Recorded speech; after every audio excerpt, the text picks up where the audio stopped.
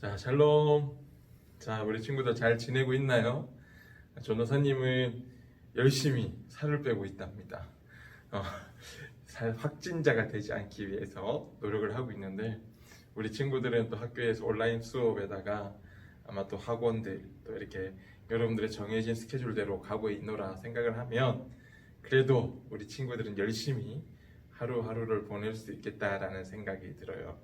우리 친구들 하루하루 열심히 살고 또 주님께서 주시는 마음으로 하루하루를 기도하며 예배드리는 우리 친구들 되기를 바랍니다.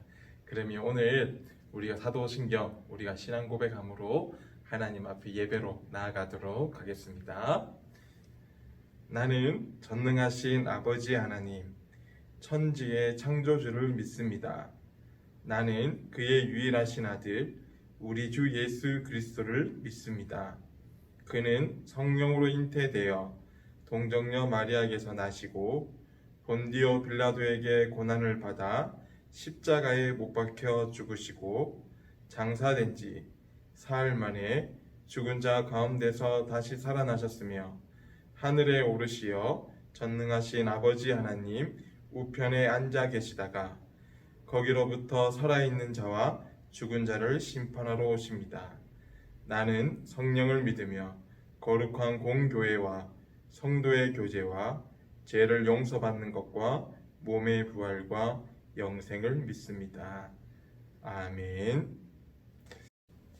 오늘 하나님이 주시는 말씀은 사도행전 28장 23절과 24절 그리고 28절과 31절까지의 말씀을 우리 함께 읽도록 하겠습니다. 사도행전 28장 23절과 24절 그리고 28절에서 31절까지의 말씀입니다. 성경책에 피고 있는 친구들도 있을 건데요. 또 오른쪽에 위치되어 있는 자막 성경 구절 함께 읽으면서 하나님의 주신 말씀을 생각해보며 듣도록 하겠습니다. 그들이 날짜를 정하고 그가 유숙하는 집에 많이 오니 바울이 아침부터 저녁까지 강론하여 하나님의 나라를 증언하고 모세의 율법과 선지자의 말을 가지고 예수에 대하여 권하더라.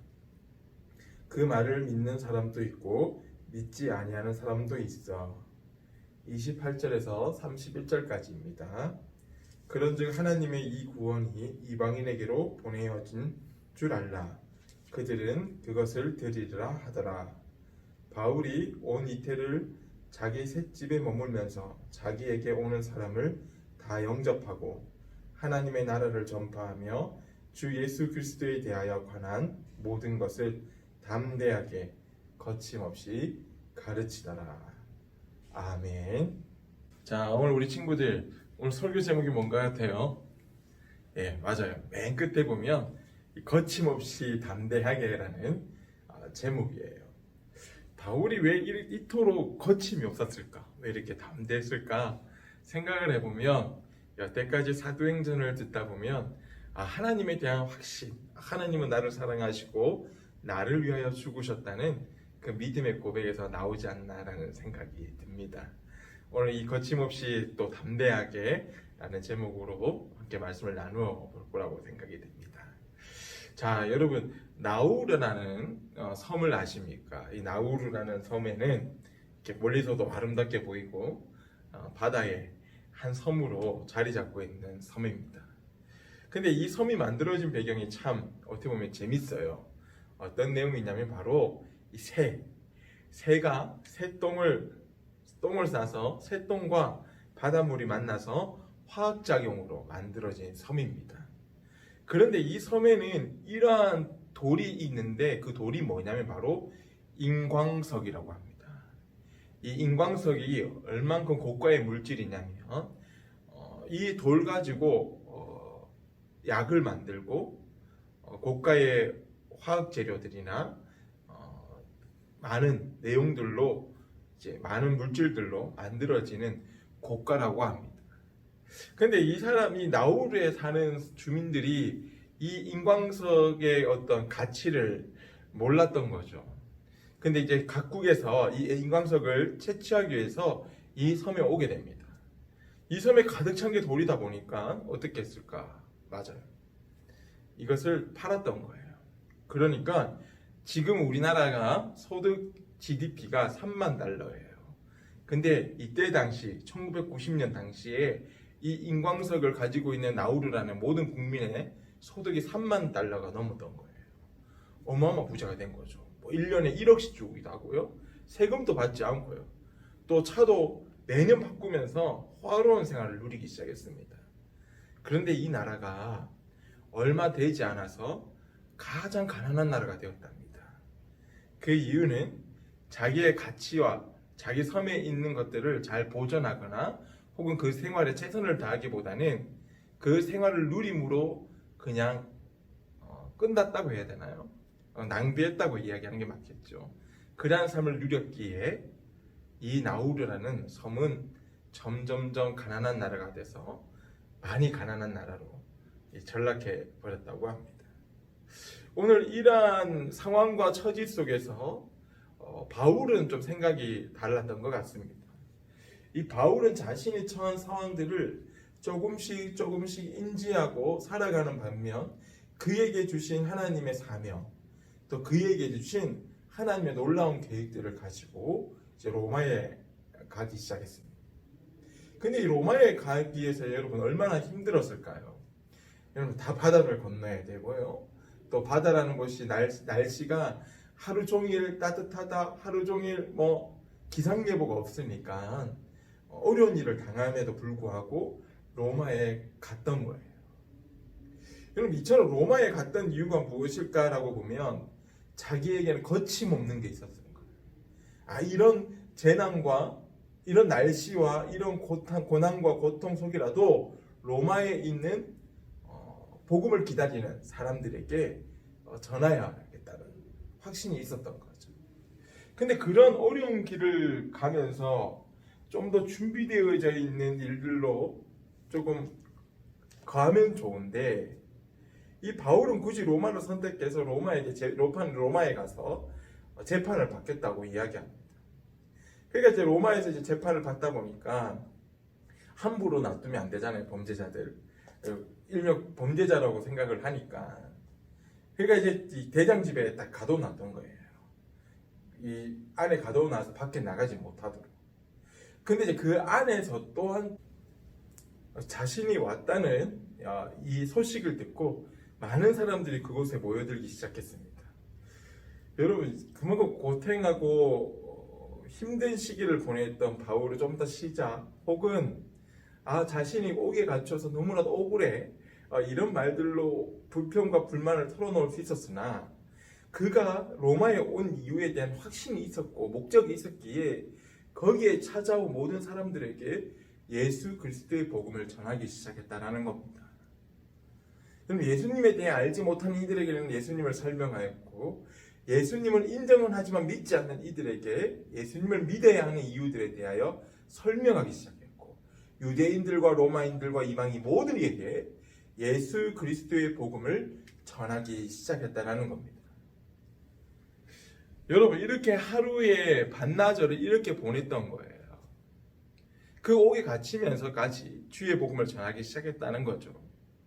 그런데 여러분 이제 밤이 되면 좀 쉬워야 되잖아요. 이제 밤이 됐으니까 그만큼 이야기도 하고 나누었으니까 좀 푹 쉬어야 되는데 그 밤에도 엄청 바빴던 거야. 왜냐하면 자기가 세웠던 그리고 그 방문하였던 교회들에게 이제 편지를 쓰기 시작합니다.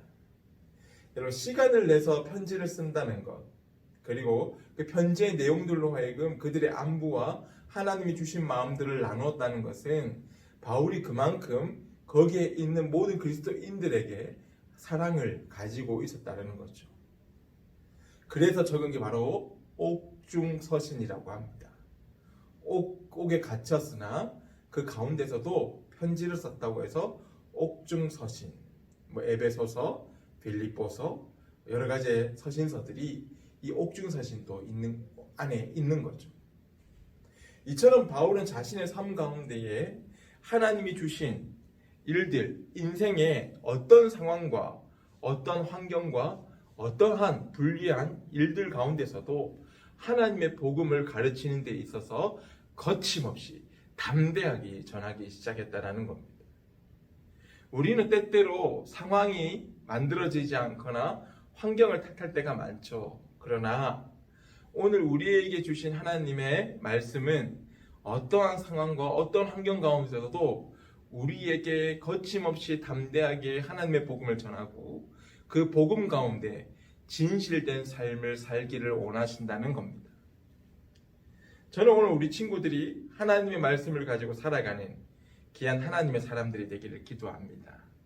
그리고 이런 어려운 상황 가운데서도 힘든 시기 가운데서도 집에 갇혀 있지만 또 혹은 집을 나가지 못하지만 그 안에서 말씀과 기도 그리고 자신의 직분에 자신의 본분에 충실하게 공부까지 한다면 하나님께서 귀한 지혜로 우리 친구들과 함께 할 줄 믿습니다. 오늘 그러한 복을 누리는 우리 강남교회 소년부 제이키즈 친구들 되기를 바랍니다. 기도하겠습니다. 하나님 감사합니다. 오늘 우리 친구들과 함께 바울이 처한 상황 가운데서도 주의 복음을 전하고 거침없이 담대하게 하나님의 이름을 전하였던 것처럼 우리 친구들이 학원에서나 학교에서나 가정에서나 주님의 말씀 가운데 살아가는 귀한 친구들 될 수 있도록 도와주세요. 오늘 우리의 예배 가운데 함께 해주시고 인도하여 주신 예수 그리스도의 이름으로 기도드리나이다. 아멘. 자, 오늘 이 시간에는 하나님께 귀한 예물을 드리는 시간입니다. 하나님께 우리 귀한 예물을 드리며 나아가도록 하겠습니다.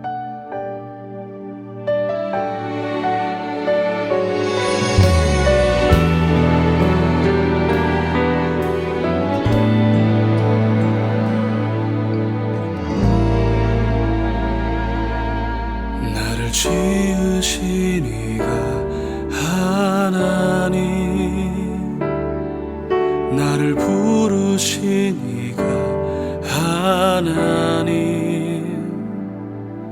나를 보내신 이도 하나님, 나의 나 된 것은 다 하나님께 귀한 예물을 하나님을 드렸나요, 우리 친구들?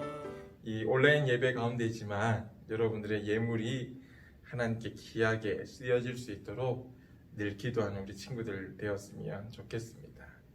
그러면 전사님이 주님이 가르쳐준 기도로 예배를 마치도록 하겠습니다.